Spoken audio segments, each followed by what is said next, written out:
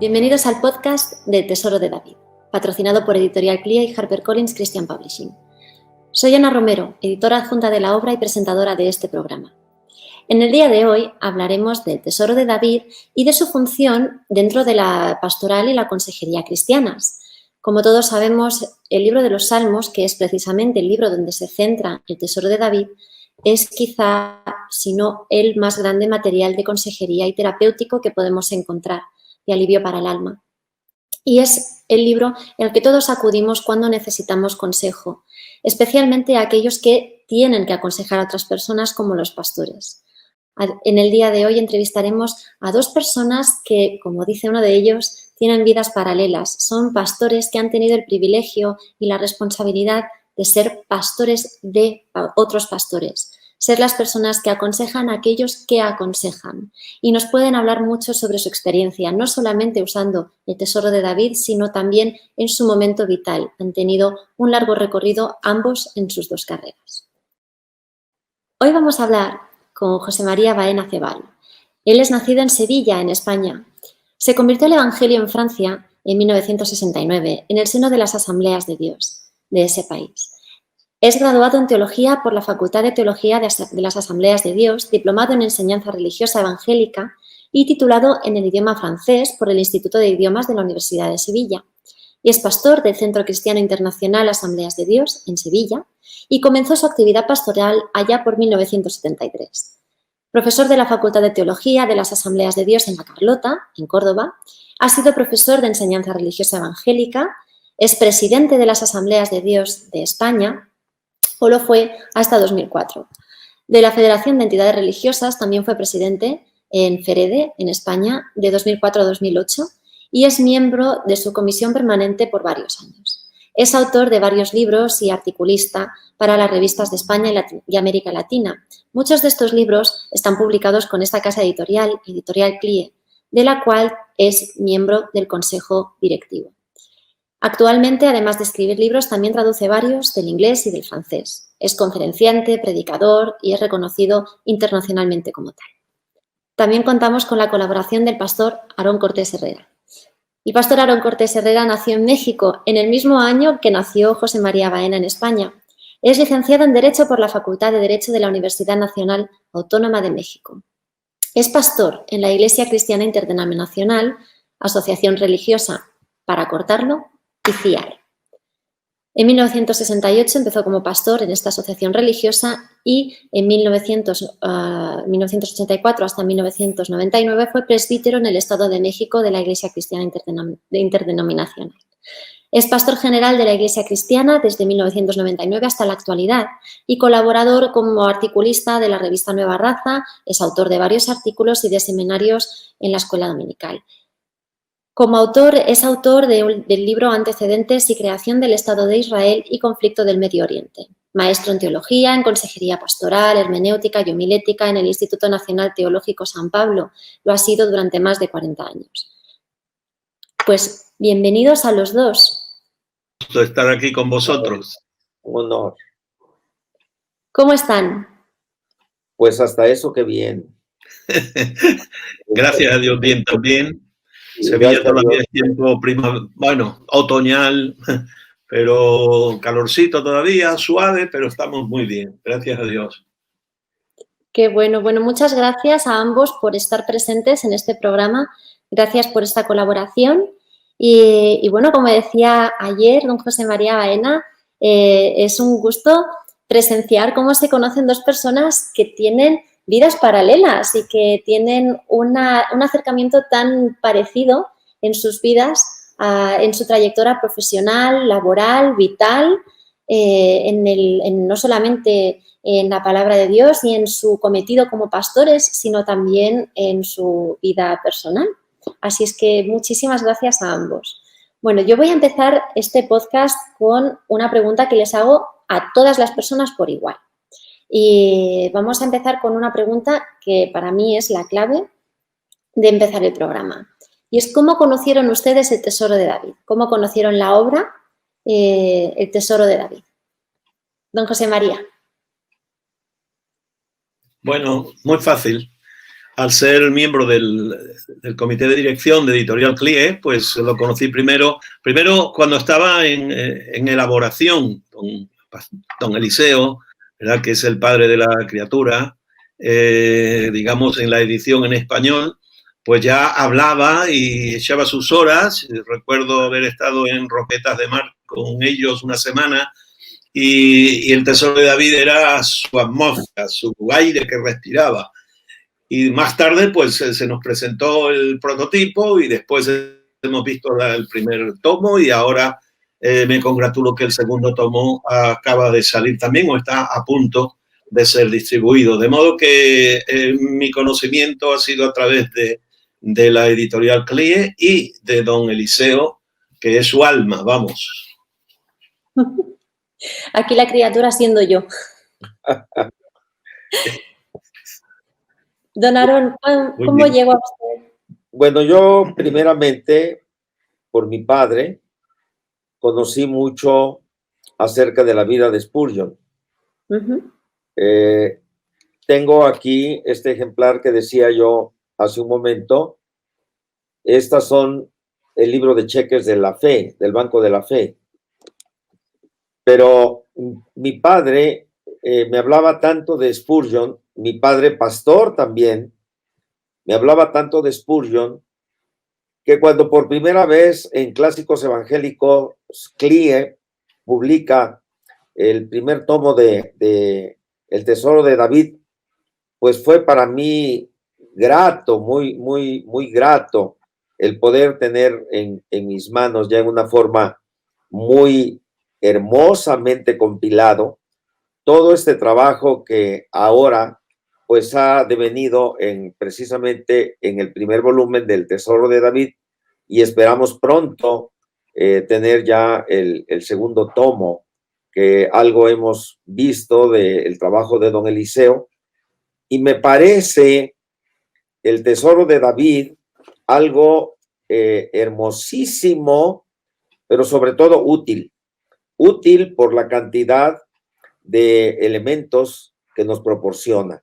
Y para mí, pues, es más que nada recibir esta bendición, algo muy grande que CLIE ha tenido a bien, y don Eliseo, y nos congratulamos de todo esto, que ahora esté ya pronto a llegar a México el segundo tomo. Así conocí yo primero a Spurgeon y todo lo que CLIE publicó, porque CLIE publicó muchas cosas de Spurgeon, y por eso es que tengo esa liga, ese sentimiento al que me uno yo en el trabajo de Spurgeon, que está mucho en el Tesoro de David.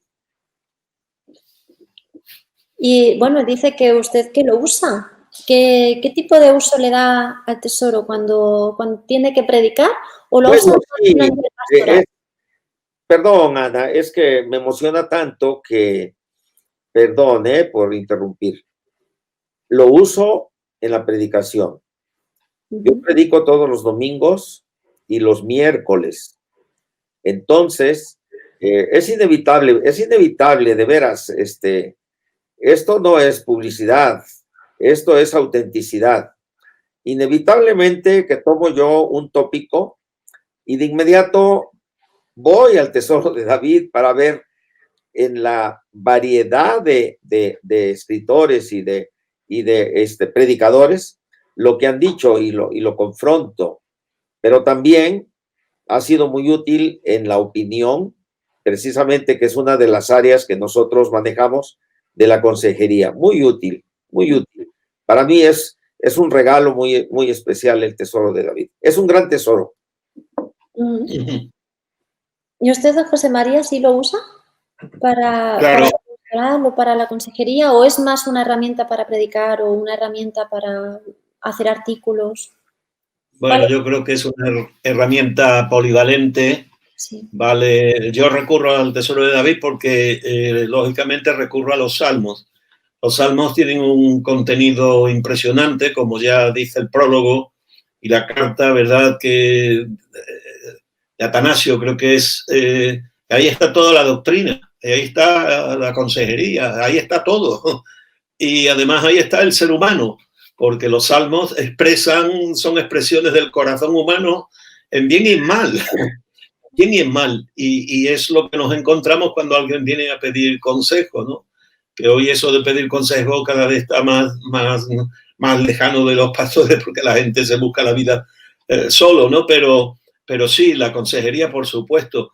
Cuando escribo y tengo que echar mano de los salmos, yo acudo también al Tesoro de David en lo que está publicado, desde luego. Pero que como son los principales salmos, pues ahí hay mucha materia. Después, cuando yo voy a preparar un sermón, pues lógicamente yo hago mi exégesis previa. Yo me gusta mucho la predicación expositiva, coger un pasaje y predico el pasaje, y a veces cojo series. Ahora, por ejemplo, estoy predicando una serie sobre la Carta de Santiago, que es tremenda, es increíble. Y en algunos de los mensajes he tenido que recurrir al tesoro o sea, a los salmos, y por ende al Tesoro de David, para ver lo que en ese salmo otros han aportado. Y tengo que decir que a mí me ayuda mucho, y como soy en ese aspecto, pues busco, investigo, leo muchísimo. Me gustan las notas a pie de página, que aportan mucho. Ese es el valor añadido que la edición española hace al trabajo inigualable de Spurgeon. Pero tenemos ese privilegio, la edición española supera a la original al aportar, primero, en tiempos más modernos, cuando hay más datos, más estudios, más arqueología, más estudios textuales, etc. Y entonces las notas son de valor incalculable. Para mí es un material extraordinario, de verdad. Y que, lógicamente, yo lo recomiendo a todo el mundo, a pastores y gente que le gusta el estudio de la palabra de Dios, ¿no?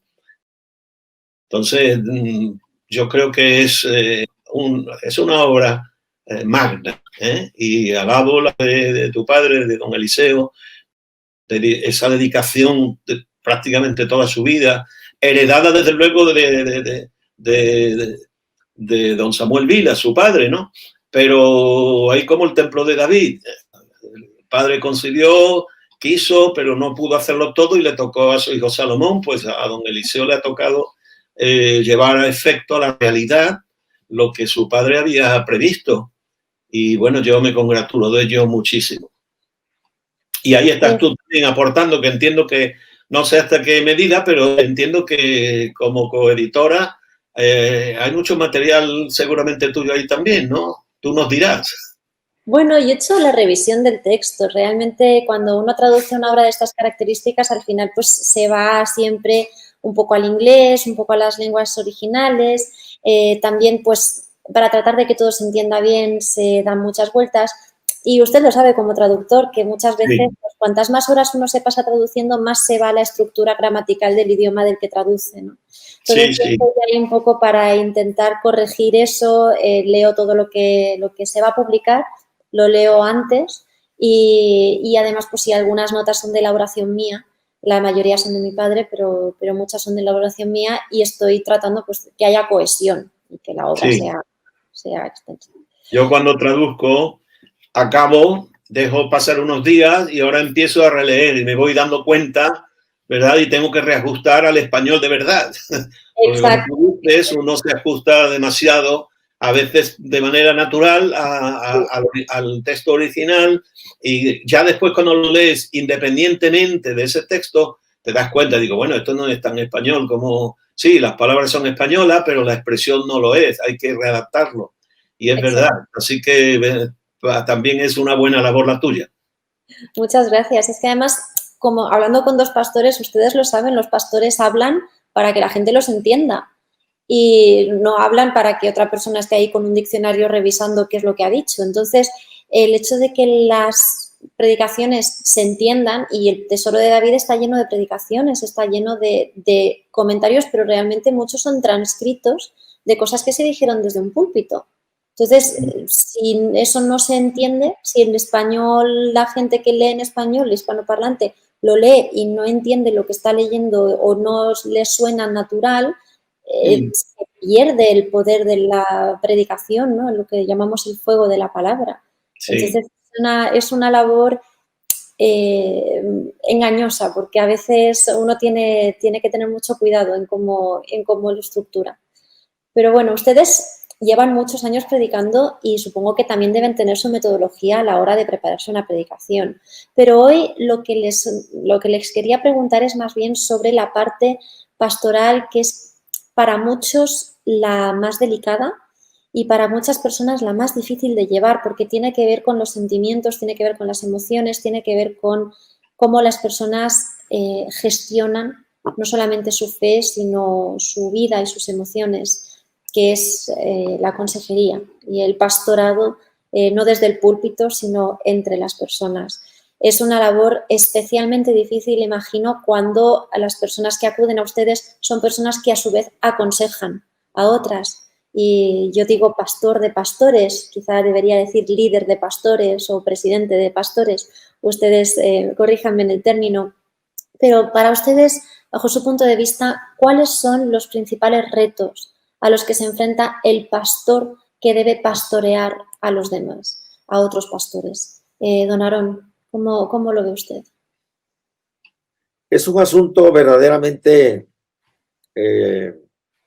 muy especial, porque nosotros tratamos con almas inmortales, con almas que nunca, en el sentido estricto, perecerán, ya sea para un lado o para el otro, ya sea hacia la bendición o hacia la condenación. Para mí, en lo particular, y perdonadme que hable en primera persona, pero ese ha sido el parámetro inicial que ha movido siempre mi corazón. Pensar que un consejo a un pastor, que a su vez va a dar el consejo a otro, implica una responsabilidad sumamente grande. Repito, son almas inmortales y nosotros tendremos en un sentido que dar cuentas de ello. Por tanto, la consejería es fundamental en el sentido de que, como decía el señor Baena hace un momento, por ejemplo, en David, es lo que él vivió, haciendo a un lado, no mucho la inspiración divina, pero son experiencias de un hombre en todos los sentidos. De modo que en la consejería para un pastor es fundamental conocer la existencia humana, pero mirar esa relación de la existencia humana con Dios, con el Señor. Y aquí es en donde, para mí, la utilidad tan especial de la palabra y la utilidad tan especial del libro de los Salmos, que el libro de los Salmos contiene absolutamente toda la doctrina cristiana. Esto ha normado durante muchos años nuestra práctica con los pastores en el aspecto de consejería. Y ha sido, pues, de bendición que podamos nosotros aportar nuestros panes y nuestros peces y que el Señor los multiplique, sobre todo en los pastores que están al frente. En México nosotros, solamente de ICIAR, tenemos 2,700 congregaciones, en su mayoría pequeñas para nuestro ámbito, congregaciones de 150, de 200 personas. Solamente tenemos 10 congregaciones de más de 1,000 personas, ¿no? Pero es satisfactorio, y yo pienso que para el señor Baena también lo debe ser. Asambleas de Dios es algo maravilloso. Con Asambleas de Dios hemos vivido con sus pastores, con sus líderes, momentos inolvidables aquí en México y en los Estados Unidos.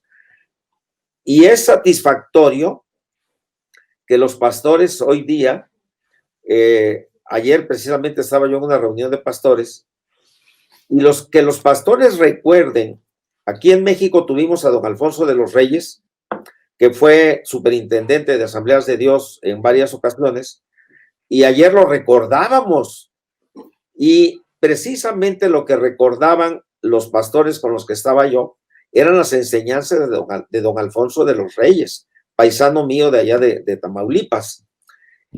La bendición de la palabra de Dios, como dice San Marcos, es una semilla que lleva vida en sí misma.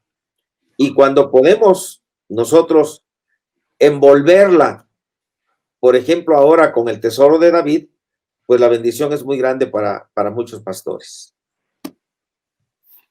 ¿Qué os parece? Gran testimonio. Gracias. Muy bien. ¿Qué materiales ha usado usted para enfrentar este reto? En lo personal, perdón, otra vez tengo que referirme a Spurgeon, pero es que mi padre fue un spurgeoniano. Y entonces discursos a mis estudiantes, pláticas a mis estudiantes, fueron primeramente la génesis en el pensamiento de consejería pastoral. Asimilé profundamente esas enseñanzas.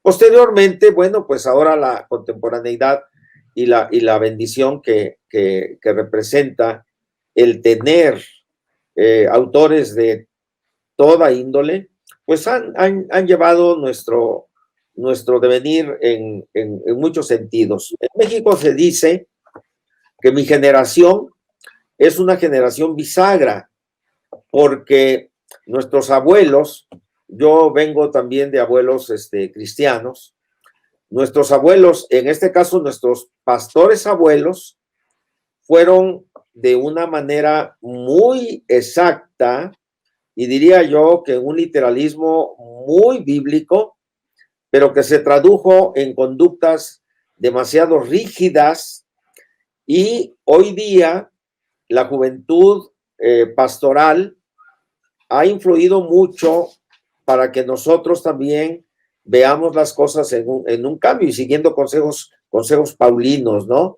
Cuando veas a un hermano que tiene una dificultad, bueno, no lo vayas a enjuiciar de inmediato, sino que trátalo con toda benevolencia. Eso aconseja San Pablo. Para mí, fundamentalmente, fue pláticas a mis estudiantes y discursos a mis estudiantes, lo que motivó a que entrara yo al estudio de muchos otros autores. Aquí una disculpa, porque cuando yo veo una película, no me interesan los nombres de los autores, ni me interesa el título de la película, pero sí recuerdo lo que la película, el contenido de la película. Y aquí solamente recuerdo en autores, pues a Samuel Vila, a Spurgeon, al señor Baena, pero de los demás autores, bueno, hubo un autor, Alice de Luz, que no sé si por allá en España es una persona norteamericana, que también me fue un libro muy impactante. Hay un libro que se llama A la manera de un pastor, en donde el símil es un pastor de ovejas, pero va tratando en sus páginas, va siguiendo una metodología como si fuera un pastor auténtico de ovejas, ¿no? Pero con una aplicación muy especial. Son los libros que de alguna manera impactaron mi formación. Yo a la edad de 18 años ingresé al pastorado. Entonces, en aquella época, pues era yo una esponja que donde quiera buscaba información. Y eso lo resalto, de veras, con toda sinceridad. Pláticas a mis estudiantes, discursos a mis estudiantes, y luego ya todo lo demás que ha venido, pues ha sido un enriquecimiento que ha abundado para bendición. Don José María, sí. Después de esta respuesta que nos ha dado el pastor Aarón sobre la consejería, a usted, ¿qué añadiría? Bueno, ya he dicho antes, que es difícil añadir nada a lo que ya el pastor Aarón ha dicho, pero de todas maneras sí contribuir un poco. El tema de la consejería pastoral es importante. Creo que, que el pastor, cuando aconseja, debe de aconsejar bíblicamente. Tenemos hoy hay disciplinas y ciencias que pueden ayudar, como la psicología, etcétera, pero básicamente la consejería pastoral es consejería bíblica. Y el libro de los Salmos, al ser un libro tan especial donde aporta el hombre y aporta Dios, aporta el hombre porque el salmista en su salmo expresa su situación vital, existencial, aporta sus problemas, sus sentimientos, no siempre positivos, no siempre, pero humanos, que es como todo el mundo reacciona. Nadie reacciona a la perfección. Somos humanos y reaccionamos como tales ante los problemas que se nos presentan. Entonces en los salmos está el sentir el sufrimiento o la alegría, el gozo, el deseo de adoración y de alabanza del salmista, pero también en muchos de ellos a la par está la respuesta de Dios. Y la respuesta de Dios es el consejo, es lo que nosotros podemos aportar. En la consejería pastoral recurrimos a los salmos porque allí le confrontamos al que viene a consultar con nosotros con sus problemas, lo confrontamos con la realidad de otros, sea de David, sea de cualquiera de los que escriben los salmos, y se identifica con la persona y una empatía entre el que viene, el salmista y el pastor, y después está la respuesta divina, que siempre es la que aporta consuelo, aporta respuesta de todas las necesidades, y por eso es la importancia. Entonces el tesoro de David contribuye aportando pues como muchos desde los antiguos, desde los padres de la iglesia hasta pasando por los reformadores y por los grandes líderes que vivieron los avivamientos del siglo XVIII, XIX y aún del tiempo moderno, pues con toda la aportación técnica de estudio textual, etcétera, pues aportan al pastor un conocimiento magnífico para que pueda aplicarlo, hacer una hermenéutica correcta, porque también en el tema de consejería se puede aconsejar bien y se puede aconsejar mal.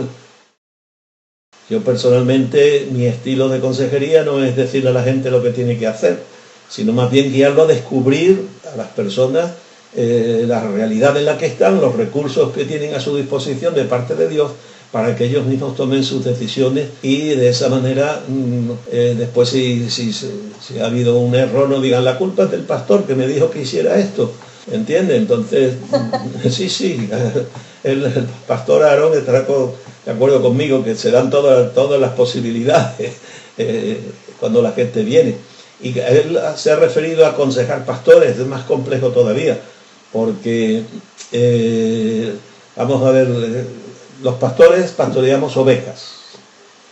Cuando hablamos de pastorear pastores es una manera de expresar de que estamos contribuyendo como mayorales, ¿verdad?, a gente que tiene un ministerio. No son igual que las ovejas, es más complejo, es mucho más delicado, y entonces hace falta una capacidad grande, ¿verdad?, y un equilibrio, y saber, como el pastor decía, que eso de la generación bisagra, yo lo llamo la generación sándwich, porque todas las generaciones somos bisagra. Somos receptores de una generación por encima de nosotros, pero a nosotros nos sigue otra generación. Y siempre estamos entre medio de dos generaciones, la que nos dio un legado y aquella a la que tenemos que que transmitir otro legado, siempre. Y entonces, efectivamente, nuestros antiguos pues eran personas de su época, de su tiempo, y eran hombres de Dios, pero también tenían sus excesos, como pasa con nosotros. Somos de nuestra generación, con nuestras virtudes y también con nuestros defectos, y los que nos siguen, pues tendrán ellos van a recibir de nosotros un legado donde hay una parte plenamente de Dios, bíblica, y después está la otra parte que ellos dirán, bueno, pues ahora son otros tiempos, pero nunca poniendo en tela de juicio la palabra de Dios, que es inalterable y es la que tenemos que transmitir de generación a generación sin que cambie. Yo sé que este es un tema bueno, supongo que preocupará a todos los pastores, pero sé que es un tema que usted ha tratado mucho porque en este sentido tiene 2 libros que tratan sobre la vida del pastor y sobre, bueno, tiene uno de ellos es Pastor para el siglo XXI, que ya hace un tiempo que está en el mercado, pero ahora saldrá este otro que es Persona, Pastor y Mártir, que seguramente es un título muy, muy bueno, es un título que agarra mucho y me imagino que muchos pastores, nada más con ver el título, se sentirán plenamente identificados con ello. Siendo que ya tenía un libro que hablaba sobre la figura del pastor, sobre la vida del pastor y sobre los retos que tiene el pastor en el siglo XXI, ¿qué fue lo que le llevó a escribir este segundo libro y qué enfoque tiene distinto al primero? Mira, el tema pastoral y la vida pastoral, el ministerio pastoral, es tan amplio que hay una biblioteca entera escrita sobre la cuestión pastoral y la vida del pastor. Entonces, el primero tenía que ver con ese mundo nuevo que vivimos, que es el siglo XXI. Entramos en el siglo XXI de manera violenta, ¿verdad? Con lo que sucedió en Nueva York, con las Torres Gemelas. Yo estaba en el seminario, me avisaron, acudí a una televisión y vi el impacto del segundo avión en directo. A partir de ahí, el siglo en el que entrábamos era un siglo distinto, diferente, ¿verdad? Muchas cosas cambiaron, lo sabemos. En este año 20 de este siglo, estamos viviendo un hecho inaudito, ¿verdad? Que sí, parece que se vivió a principios también del siglo XX, con aquella fiebre que llamaron española, equivocadamente, pero vivimos otra situación, otro impacto mundial que ha paralizado el mundo. Es que el mundo que gira se ha parado de pronto, y las iglesias no somos ajenas a eso. Nunca hubiéramos imaginado que en el mundo entero las iglesias cristianas iban a ser cerradas, como han estado nuestras iglesias. Y no ha sido por una persecución. El que nos ha perseguido es un virus minúsculo que no se ve, pero que es letal, ¿verdad? Entonces, el siglo XXI tiene los planteamientos propios que no tienen nada que ver, la tecnología, ya estamos viendo lo que hay, todo avanza a un control absoluto de la persona, ¿verdad? Con las redes sociales, estás situado, te tienen localizado, dentro de nada no vas a poder comprar ni vender como no sea a través de las vías que te van a marcar. Entonces, vivimos tiempos complejos, ¿vale? Siglo XXI. El segundo libro obedece a que la vida del pastor, tú has dicho antes algo que es la palabra soledad, y el ministerio pastoral se vive mucho, en mucha soledad, porque es un ministerio básico. Se comete el error de que todo aquel que quiere servir al Señor es pastor, pero es mentira.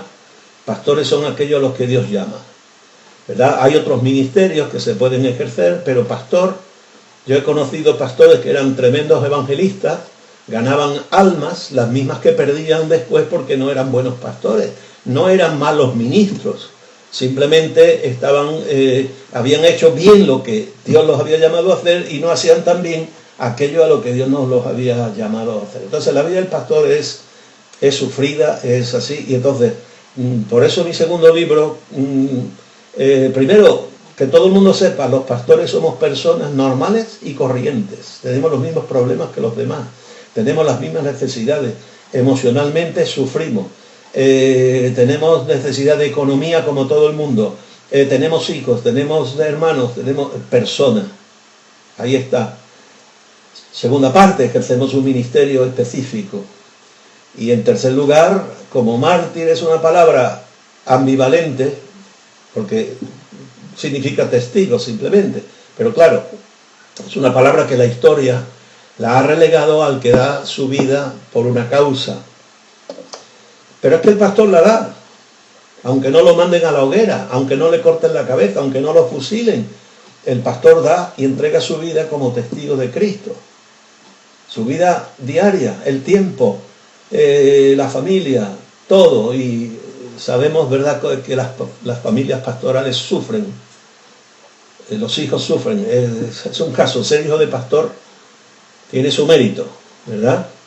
Y yo he tenido 5 hijos y he visto lo que mis hijos han tenido que pasar. Ser esposa de pastor también tiene lo suyo, porque a ella, que la ven más débil, a ella van los ataques, ¿verdad? Al pastor no se atreven con la esposa, se atreven con los hijos. Entonces, este es un libro para los pastores, pero sobre todo para que lo lean los miembros de las iglesias.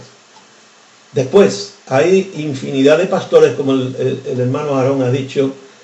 La mayoría de las iglesias no son iglesias de 1000, ni de 500, ni de 2000, ni de 20.000.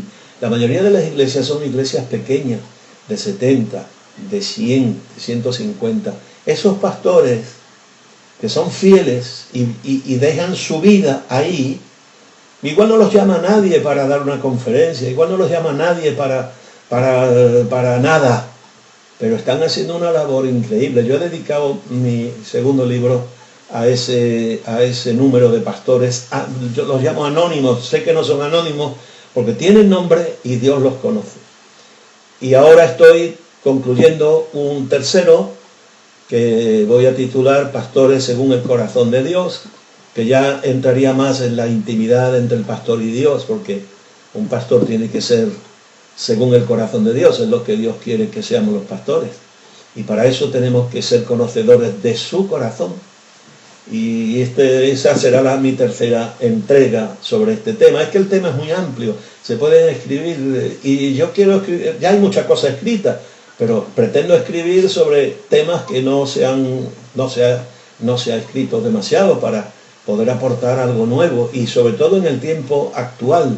No es lo mismo ser pastor hoy, siglo XXI, año 2020, que haber sido pastor el año 50 del siglo pasado, o a principios del siglo XX, o en el siglo XVI. No es lo mismo, aunque el ministerio tenga el mismo origen y tenga el mismo propósito. Claro. Bueno, yo barriendo para casa, eso lo veo muy claro haciendo el tesoro, porque es que vemos testimonios de gente de todas las épocas y cómo el mismo texto lo interpretan de forma completamente distinta dependiendo del contexto que tengan ellos y de si están en guerra, si ha habido una pandemia, si se ha muerto mucha gente, si son la religión imperante y están persiguiendo a otras personas. Sí, es muy, muy curioso ver cómo, por mucho llamado que tengan los pastores, pues están influenciados por el lugar donde vive, por quiénes son, por las vivencias que han tenido. Evidentemente. Y cómo eso afecta a su predicación, a su interpretación, a la forma de tratar a los demás. Me imagino que ustedes, pues claro, lo ven también en el día a día, porque no han vivido todos los siglos que recoge el tesoro, desde luego, pero sí que han tratado con mucha gente que tiene realidades muy distintas. En el caso de ICIAR, concretamente, sé que hay algunas iglesias en lugares muy remotos y muy rurales, y en esa realidad también tiene que ser difícil ejercer el pastorado. En una denominación como esta, tan extensa, imagino que debe ser trabajoso no solo pues, la logística, la práctica para mantener el engranaje de cómo funciona una organización pues, con más de 2.000 iglesias en México, ¿cierto? Tienen más de 2.000 iglesias.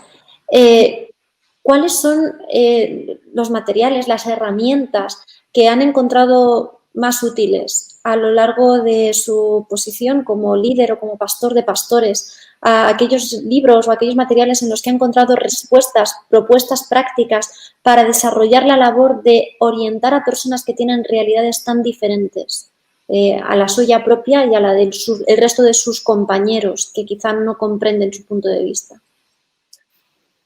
Supongo que la pregunta es para mí, ¿verdad? Sí. Bien.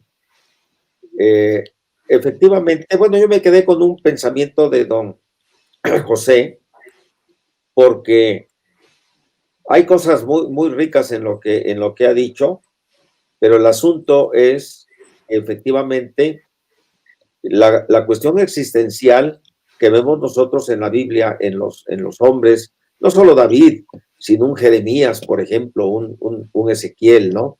Es fundamental.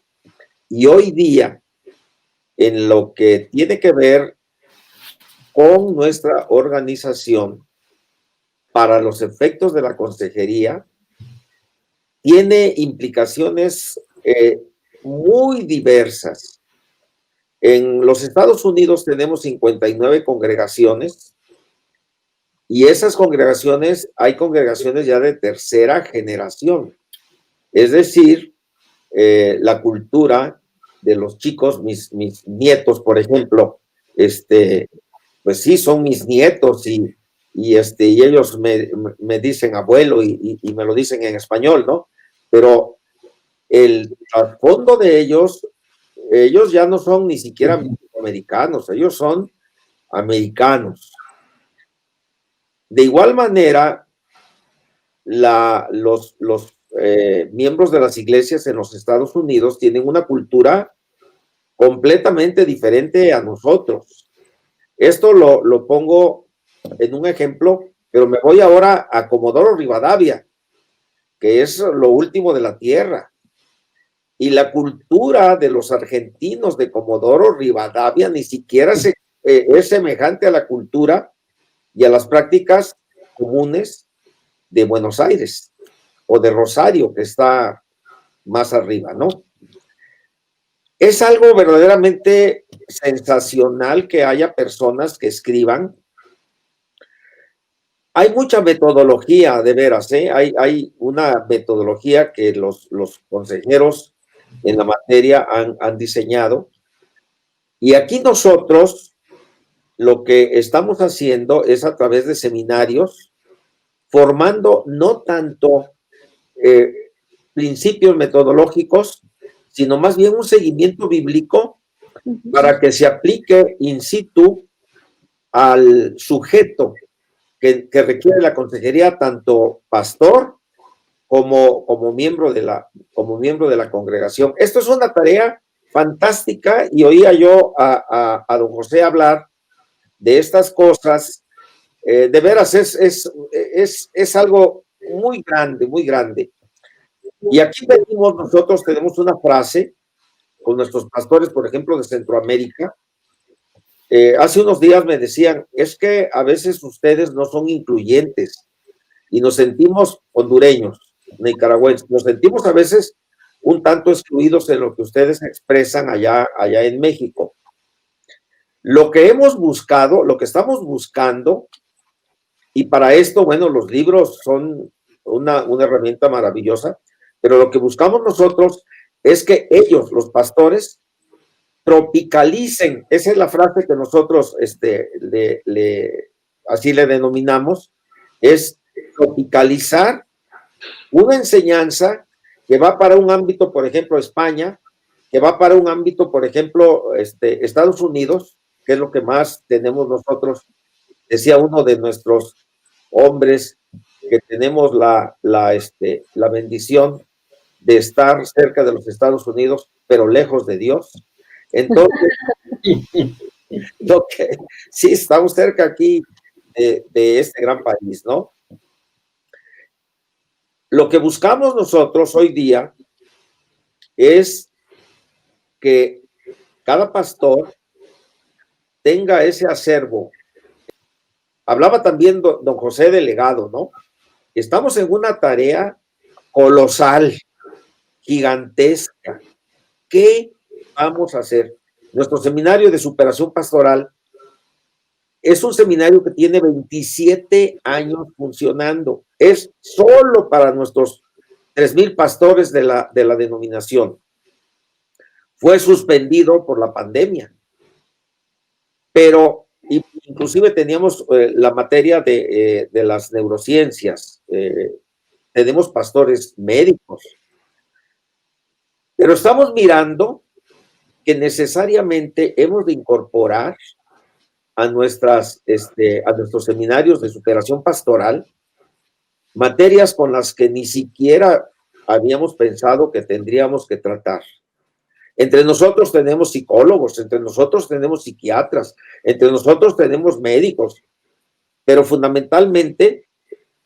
los pastores son los que deben tomar una visión bíblica, que será una visión maravillosa, aplicable para todo tiempo.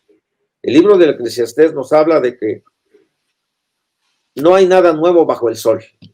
Entonces, lo que sí vemos es el enfoque que las vidas de los seres humanos están asumiendo. Yo me preguntaba, yo sé que esto es información de la casa, que además, bueno, además de ser autor, usted es traductor y sé que uno de los últimos libros que ha traducido tiene que ver con la psicología. Uno de los últimos libros que ha traducido para Editorial CLIE. Yo sé que dentro del mundo de la consejería juega un rol importante la psicología y saber leer la situación de la persona para poder explicar alguna cosa. ¿Nos podría elaborar brevemente un poquito sobre eso? ¿Estás hablando conmigo? Me estás preguntando a mí, ¿verdad? Sí. Sí, vale. Por el libro que se llama Psicología de la Virtud o cualquiera del estilo. Sí, sí, sí. Es muy interesante porque ese libro habla de cómo la ciencia, el título original era La ciencia y la virtud, pero la ciencia a la que se refería era la psicología. En español quedaba muy, muy vago y el título que propuse fue La psicología de la virtud. Los psicólogos actuales han descubierto, ¿verdad?, que algo que la consejería bíblica hacía desde tiempo, el valor que tienen ciertas virtudes, ¿verdad?, para el equilibrio emocional y psicológico de las personas, ¿verdad?, como el perdón, y sin ser creyentes, pues recomiendan perdonar, recomiendan ser pacientes, en fin, ahí están las cosas. Yo creo que la psicología puede aportar mucho. En cierta manera, un pastor de experiencia, aún sin haber estudiado psicología, acaba desarrollando algunas técnicas, porque en la Biblia se habla del discernimiento, se habla de la empatía, aunque con otras palabras, de la misericordia, de ciertas virtudes que capacitan para poder aconsejar y que los psicólogos también desarrollan. Pero bueno, que si hay un conocimiento sobre la materia, de hecho en nuestro seminario se da una asignatura de psicología pastoral. Es evidente que un pastor que no entiende al que viene a consultarle, pues difícilmente le va a poder aconsejar. Y las ciencias pueden ayudar en este aspecto. El tema es que no sea la ciencia la que supere, ¿verdad?, a la dimensión bíblica y a la dimensión espiritual. Y si se coordinan correctamente y equilibradamente, cada uno en su medida, y como tiene que ser, pues lógicamente el resultado será magnífico. Claro. Creo que la ciencia y la fe colaboren, creo que es algo extraordinario. Yo antes de pasar a la última pregunta les quiero hacer una pregunta personal. Bueno, las dos son personales. La última pregunta es con la que cierro todos los podcasts, pero antes de hacerles esa pregunta les quiero hacer otra que también tiene un tinte muy personal. Y es, ustedes a lo largo de su carrera profesional y de su ministerio y del tiempo que han dedicado a aconsejar a los demás, ¿recuerdan algún momento en su vida en que haya sido o particularmente difícil o particularmente satisfactorio el hecho de obrar consejería y haber dado algún consejo o haber ayudado a alguna persona en la que hayan dado gracias a Dios por haber estado ahí ustedes en ese momento y por haber puesto Dios su vida y su consejo en un momento crucial de la vida de otra persona? ¿Podrían compartirlo con nosotros? Yo recuerdo cosas muy bellas en la consejería. Don José en algún momento de la plática dijo que dar un consejo no necesariamente quiere decir que en su caso pastor o aconsejado tenga que seguir el consejo. La persona que recibe nuestros consejos tiene toda la libertad de seguirlo o de no seguirlo. Y no es una válvula de seguridad simplemente el que les concedamos esa libertad, porque esa libertad la tiene todo ser humano, somos seres libres. Pero yo guardo con profunda gratitud a Dios que he podido aconsejar, no a pastores en este caso, sino a personas que han estado a punto de quitarse la vida y que de una manera providencial el Señor me ha permitido darles un consejo directo, y es grandemente motivo de gratitud al Señor que esa vida haya sido resguardada. En mi profesión de abogado tuve un caso de un muchacho que me decía, ya no puedo más. Estaba en la cárcel, él decía que era inocente, todos los que están en la cárcel son inocentes, ¿eh? No hay un solo culpable en la cárcel, ¿eh? Entonces, este muchacho me decía, ya no puedo más, sáquenme de aquí, porque si no, esta noche yo me voy a quitar la vida. Entonces, el consejo que yo le di, basado precisamente en la Biblia, no recuerdo bien todas las circunstancias, pero le di el consejo de David cuando está en la cueva de Adulam, y que tiene esa frase que muchas veces para mí era incomprensible, porque dice, aunque mi padre y mi madre me dejaran, con todo el Señor me recogerá.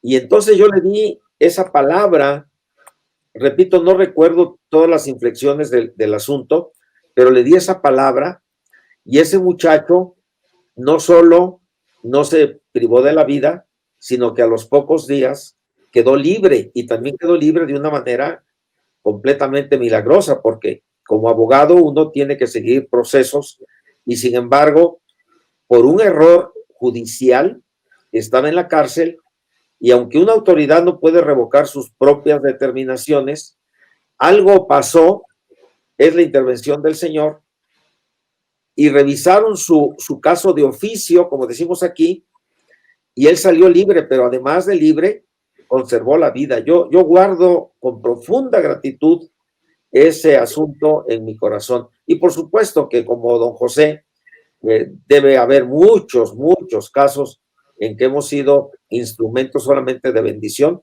para la gloria de Él. Mi parte. Tengo que reconocer que en mis principios, como era muy joven, con 23 años yo ya era pastor, pues cometí algunos errores. Y eso, bueno, ahí están, he aprendido, y aunque me acuerdo de ellos, no los repetiré.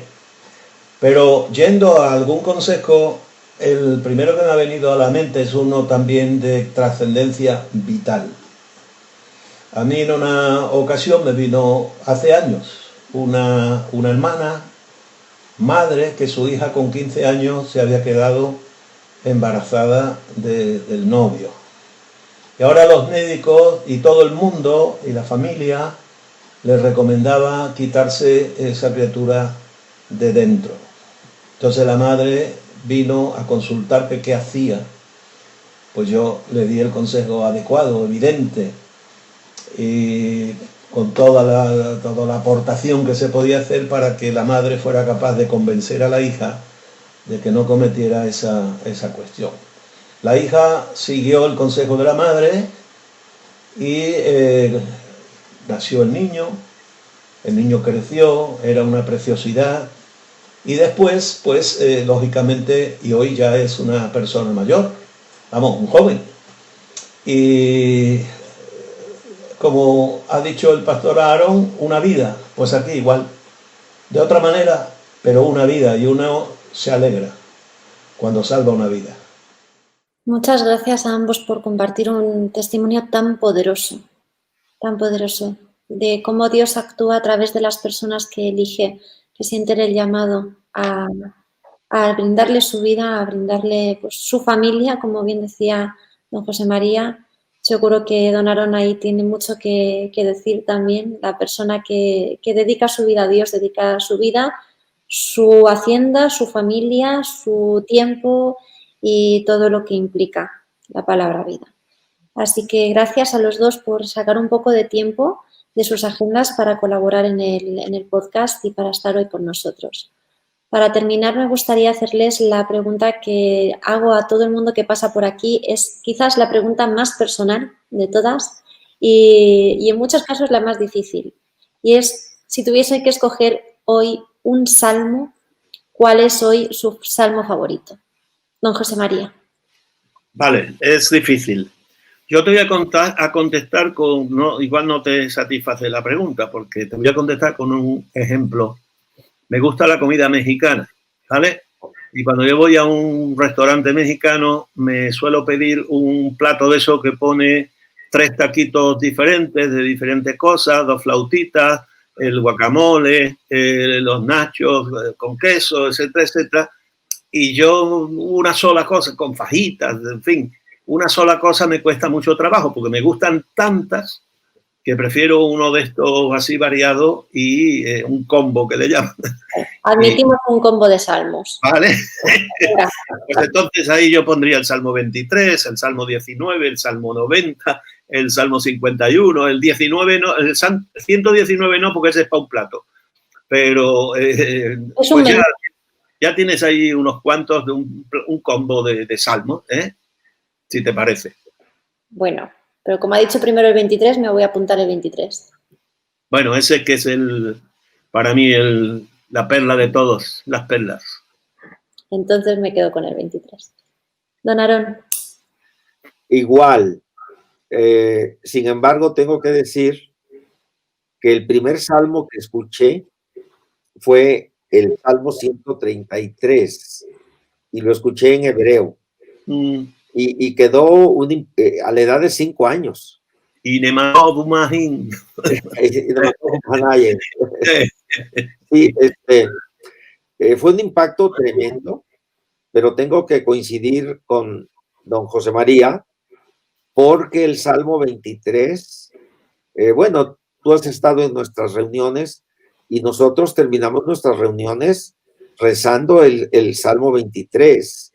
Es un salmo que está en toda la trama y urdimber de mi ser y está en todo momento, ¿no? Y esa conclusión davídica, en la casa del Señor moraré por largos días. Creo que pronto moraremos con el Señor por largos días. Estamos más cerca. En principio más cerca. Ya nos falta menos. Eso. Ana, gracias. Qué bonito y qué adecuado que el salmo favorito de los pastores sea el Salmo del Pastor. Así es. A nuestros oyentes, a nuestros escuchantes, a nuestro público, gracias también por su tiempo, por haber atendido en este podcast con José María Baena y con Aarón Cortés, 2 grandes pastores que no solamente por su edad, sino por su experiencia tienen mucho que compartir con nosotros. En el próximo capítulo hablaremos de la predicación, no solamente del tesoro de David como herramienta para la predicación, sino de la predicación y su relación con la espiritualidad de la persona responsable de predicar. Para ello contaremos con la presencia de Ruth Jordan. Muchas gracias. Hasta el próximo capítulo.